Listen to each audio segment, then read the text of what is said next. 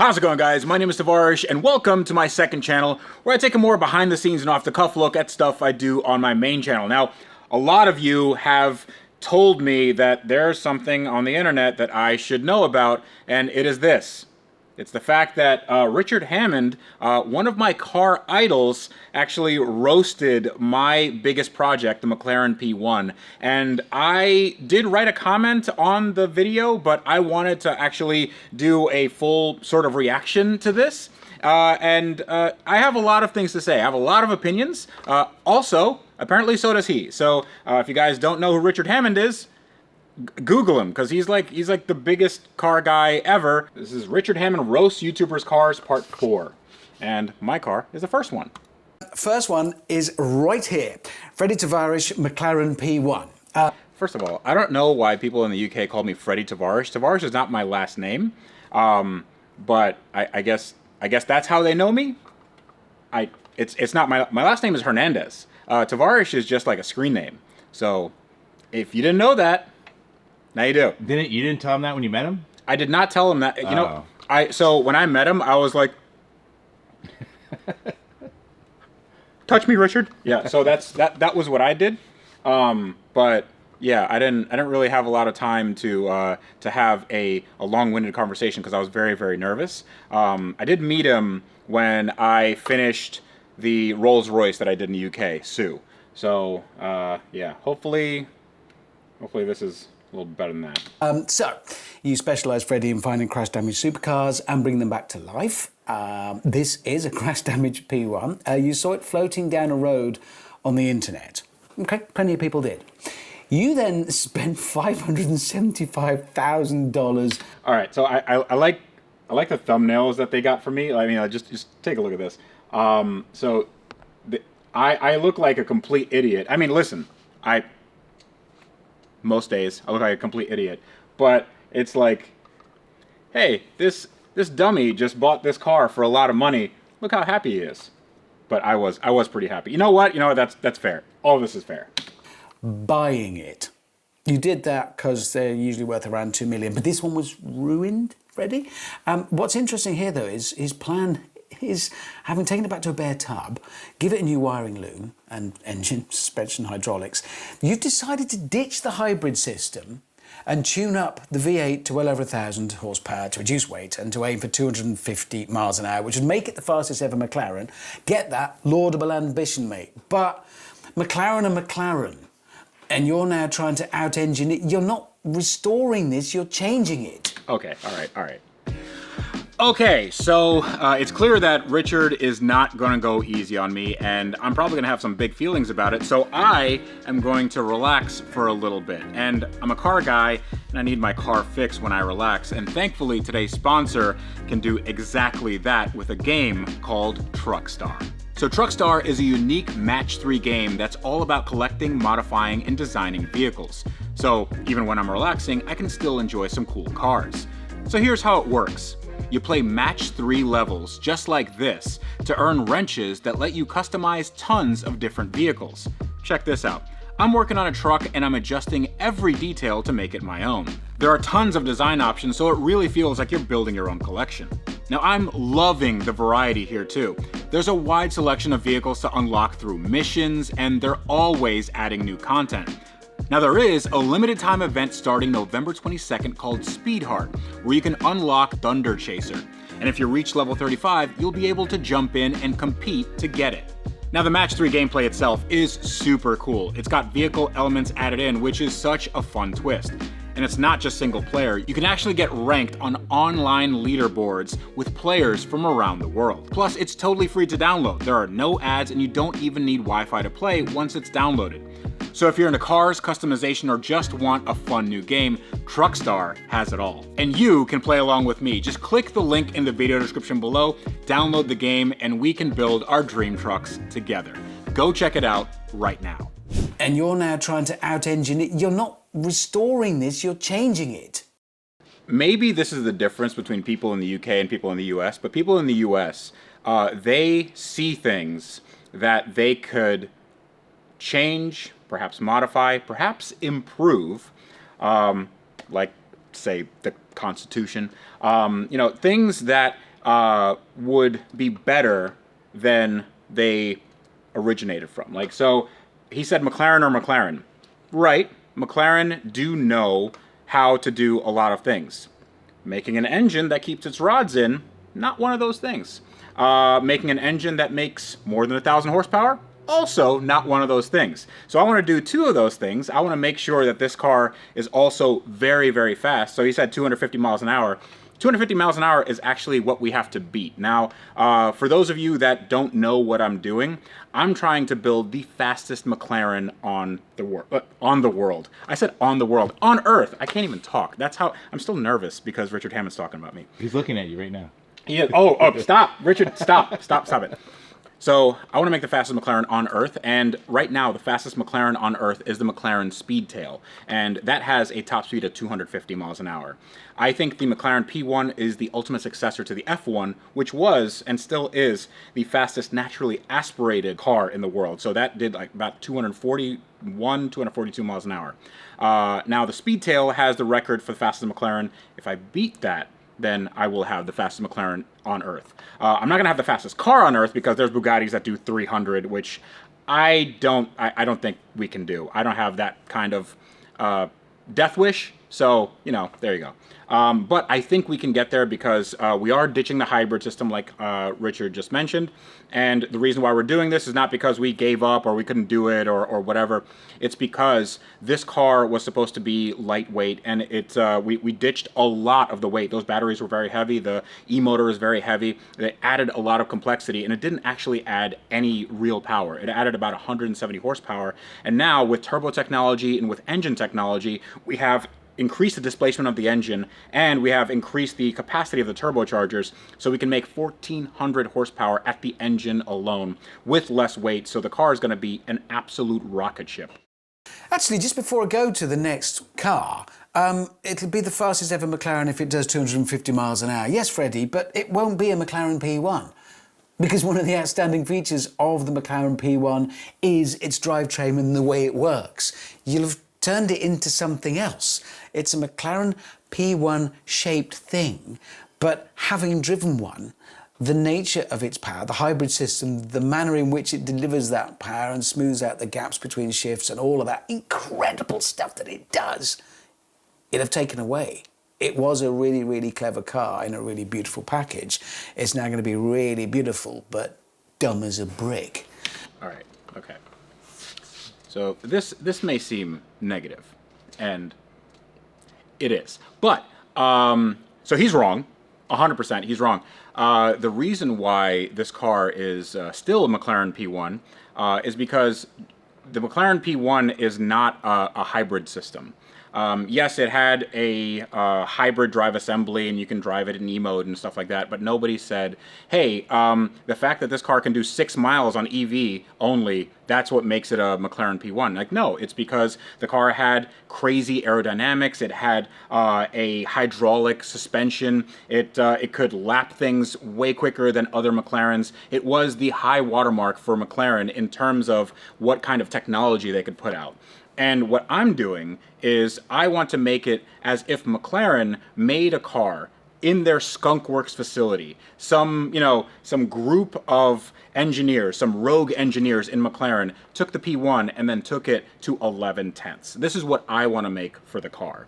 And that does not include a hybrid drive assembly, and I don't think that takes away from its driving experience. It changes it. And that's why I call it the P1 Evo, because it's an evolution of the car. It's not a revolution. It's not a completely different car. I'm not slapping an LS in it. I'm not putting, a Cummins diesel in it. I am trying to make this car exactly what McLaren wanted in the beginning, but just more of everything. So we're making it wider, we're making it, not lower to the ground, but we're going to have an aero profile that's a little bit smaller because, well, it needs to go really, really fast. So we're going to have like a velocity mode, and it's going to have a ton of power. It's going to have an exhaust note that is definitely McLaren, but it's going to be different. It's just going to be different than any other McLaren. I don't agree with Richard Hammond, and what I'll say right now is that when I get done with this car, and that is a when, then I will take this car to Europe, to the smallest cog, which is Richard Hammond's workshop, and I will show him exactly how wrong he is because I want him to drive it. And I hope the Drive Tribe people are listening to this and watching this because this is 100% a call out because Richard Hammond is wrong. Now, don't get me wrong, I love Richard Hammond. He's awesome, and he's one of my car idols. And to have him talking about a car that I own is like, it's like the best day at work ever. So even though he's like ragging on it and whatever, I don't care. This is awesome. Let's see. I think he still has more to say. And it's the fastest ever McLaren-shaped thing because it's the only McLaren. It could do 30 and be the fastest one of those in the world. I don't want to undermine your achievement should you ever achieve it, but I just did. Sweet. Okay. So that last little jab, fun. That was fun. That was really good. My ego is hurt, but it's okay because we're gonna build an awesome car. Now, he did say it's a McLaren-shaped thing and it's gonna be the fastest, whatever. It still is a P1. I maintain that to this day. Anybody that doesn't agree with it, they're just wrong.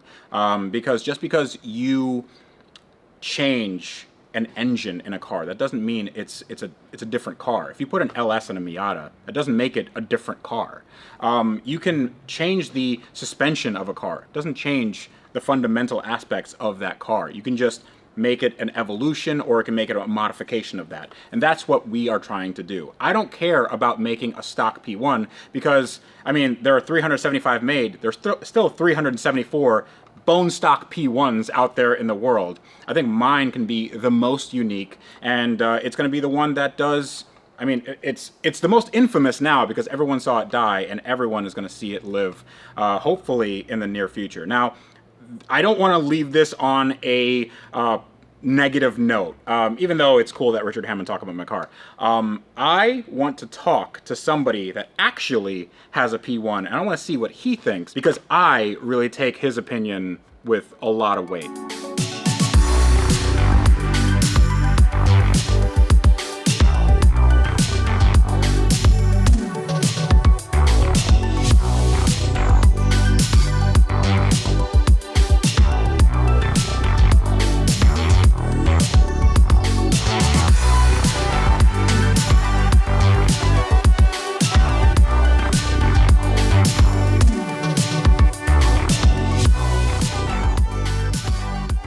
I want to hear what he says about like McLarens, because I love McLaren. I know you do too.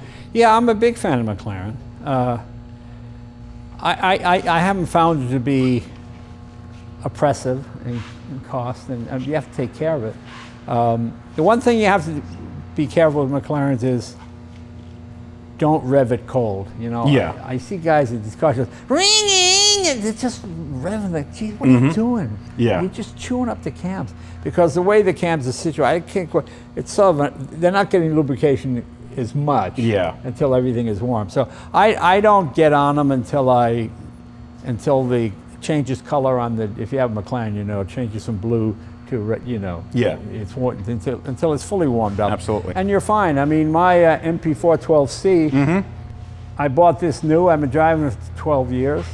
I mean, it's great. Yeah. It's a fantastic car. Now, these are like the big ones. So you have the MP412C, which was their first sort of like production car. Then you have the P1, which is the Halo car, and the F1, which is my money no object dream car. I mean, this is so absolutely insane. That's the Halo car. It's a Halo, yeah. I mean, this is for most people a car that they will never ever see, much less hear or drive, because I got the chance to be in one. We drove it for my show, and it was just like... Oh yeah, it's a wonderful car. It's like modern car. It's like very fast. Yeah, it's a modern car. It's still the fastest normally aspirated car, naturally aspirated car out there. Which is crazy. I did see your video with the Gordon Murray, the T50, and that's amazing. And it's that's a great car too. So like spiritual successor to this car. Yeah. But like for me, this took everything, because in my childhood, you want everything to be bigger, and this is like, it's the fastest car in the world, and it has 3 seats, and it's so out of this world that the most underrated one is the SLR. Really? Well, it was a collaboration with Mercedes, and I suppose most people go, too much Mercedes, not enough McLaren. I think Gordon Murray was involved with it, and I think that's where he got fed up with it too. You don't need electric seats, you know. You just set the seat, and that's where you drive it. Yeah. But it continuously runs. You know, I always tell the story. A friend of mine has one of these companies. You pay X amount of dollars, and you go 200 miles an hour in the desert in Vegas. If you don't, if the car won't hit 200, the Ferrari, the Lamborghini, 196, 198, he takes you back. He takes you out in the SLR. That runs 207, 209 all day long. Wow. I mean, it's a great car. Nothing scrapes underneath. You're not ripping splitters off. Trouble is, on the day it came out, it was a bit old-fashioned because by that time the dual clutch transmission had just sort of broken into it, and this had the old automatic, the 5-speed. Automatic 5-speed. I do like how they called it the speed shift. Yeah. And it's like this by today's standards, it's not terrible, but it's okay. It takes a year to shift. Yeah. Plus, you had to buy a phone from Mercedes. Yes. There's no Bluetooth, and you know, just all that kind. But it's a wonderful car to drive, and it's fast. It's comfortable. It's really what most people would actually prefer if they're going to take a trip. You know, I mean, because you can drive it like a normal car. Absolutely. Yeah. And the exhaust, unlike a normal car, comes out the side. It's underneath the fender. Yeah, which over is here. kind of cool. Yeah. Yeah. So the exhaust, it's like this short, like it's really, really small. And it's a NASCAR engine. I mean, for sure. It's a fabulous motor. The supercharged 5.4 liter V8. Yeah, very good. Very good. But if you have run the gamut on McLarens. More often than not, what do you gravitate towards? You know, in terms of like you just going out for a drive, like what do you think? Well, I used to take this out quite a bit, but now it's become so ridiculously expensive. Yeah. I mean, they want $100,000 for 4 tires. I mean, please. I put Michelin's on it, but the Pirellis will make you the original tire. But they want 100, and I guess there are people that can pay that. That's a lot of money. Well, it seems ridiculous. Yeah. That seems a little excessive. Yeah. And anything you do to it is a house. Yeah, wow, okay. Well, one thing, I mean, you guys might not know this, but when we were driving the F1 on Car Trek, it was me, Ed Bolian, and Tyler Hoover. And this was right outside of Amelia Island. And we had this, McLaren F1 that was worth $15-20 million, and it's just in a parking lot. And I've never seen it in a parking lot. It's just blowing my mind. So we take it out on the road, and there's nobody in the car with us that belongs to whoever owned it. So I'm like, if we were bad people, man, like the port is right there. This is 20 million. Like we can make things happen. We can make that guy. There's one guy who can make him disappear. That's it. Probably wouldn't get that far, but yeah. Oh yeah. I mean, maybe not, but I'm just saying if this was like it's so mind-bogglingly expensive. But But it still looks contemporary. If Yes. you came out with this shape today, people say, why doesn't it have carbon fiber discs on it? Because they hadn't been invented yet. Because it was built in '93. Yeah, that's what it is. That's what it is. I mean, they were around, but they weren't. It wasn't proven technology. Yeah, on like F1 and stuff. What I do like is that the Gordon Murray car, it essentially follows all the lines of this car. Like if you look at that, it just looks like an update of the front end of this car. And there's nothing you need to really update. The driving position is perfect. The stance is perfect. It's a small, like for what it actually is a pretty small car. This weighs less than a Miata. Yeah. So, Tommy also had a Miata, so he knows what that's like. Yeah. I love Miatas. Greatest sports car in the world. Yeah. I mean, for Lotus sure. could have had that. They had it. Yes. Wait, can you say that one more time, Jay? You love Miatas? Well, it is. I love Miatas. It is the best sports car. If I was going to race, I would race a Miata because then now you're on parity with everybody else. You get all these guys that show up and they got the racing suit that's like this because they're just a little too fat and it's too tight. And they're crashing McLarens and Lamborghinis. You get in a Miata, you can have just as much fun. You can blow it up, you can get a motor, you can buy things. So, I mean, I think it's wonderful. I mean, twin cam, that's what a Lotus Elan was. Yes. It's just a copy of that. I don't know if he was telling the truth there, but He's on the phone, so now we can get that. Yeah. Now's the time. Yeah. Rex, go for it. What? That. We're gonna get that. we're just gonna yeah we're just gonna. Why did you look at Rex when you said that? I'm like, come on, bro. Why me? Because he could, I don't know, you could fit in there pretty quickly. I know I was a race over here, but it's like I don't know my way around here anymore. Yeah. So he got excited when he said something about the Miata. Yeah. You can see his eyes lit And up. the RX-8. Miata and RX-8. Jay Leno's basically Tommy. Yeah. Yeah. All right, sounds good. Yeah, no, I'm not a snob. I like all cars. Absolutely. I mean, I can tell by your like crazy eclectic collection. It's You know, you have I'm everything. not a racer. I don't pretend to be a racer. Mhm. I like to drive it. Yes. It's fun. So, but to me, you know, I always tell a story. I did that celebrity race, you know, and I'll get behind Dan Gurney and just do what he does. I'm behind Dan Gurney, you know. Okay, he's getting a little bit ahead. Okay, he hit the brake. I hit the brakes. He can accelerate. And he's a little bit further ahead. And where is he now? Oh, he's in my rearview mirror. He's lapped you. Yeah, he's already. lapped me. Yes. I go, how is that possible? Yeah. And they go, you know, because they're athletes. Yeah. I am not an athlete. Yeah. I don't think you're an athlete. You can be athletic, but you know, an athlete is like a real professional is what, 1 in a million, something Oh, like absolutely, that? yeah. Something like that, you know. Sterling Moss could read a newspaper at 20 feet. Because he had the time. You know, Sterling told me when he had his crash, he lost 1/10 of a second on every race after that. He could never get that 1/10 of a second back. I mean, that's huge for him, right? Right. Well, if you're racing, that's a couple of hundred, depending how fast you're going, you know. And you realize, oh, what is it? What is it? They're just special people. Yes. You know, everybody, because race car driving is like sex. All men think they're good at it, you know. Hilarious. But I mean, listen, quarter-mile race car drivers are still race car drivers. That's You know, right. just because it lasts, 10 seconds. That's right. I have respect for everybody else that does stuff. So I'm glad I can afford it. That doesn't mean I'm good at it. Yes. But I appreciate people who are. So Absolutely. I just have one last question for you, and I think that's going to be around this P1. Now, this P1 is spec'd almost exactly the same way as mine was pre-flood. And I know this is one of your favorite cars, and it's really, really nice. So if someone were to change this dramatically, you know, let's say take the hybrid system out and then, you know, develop some new turbos for it and, you know, make it essentially twice the power to weight ratio that it had, you know, before.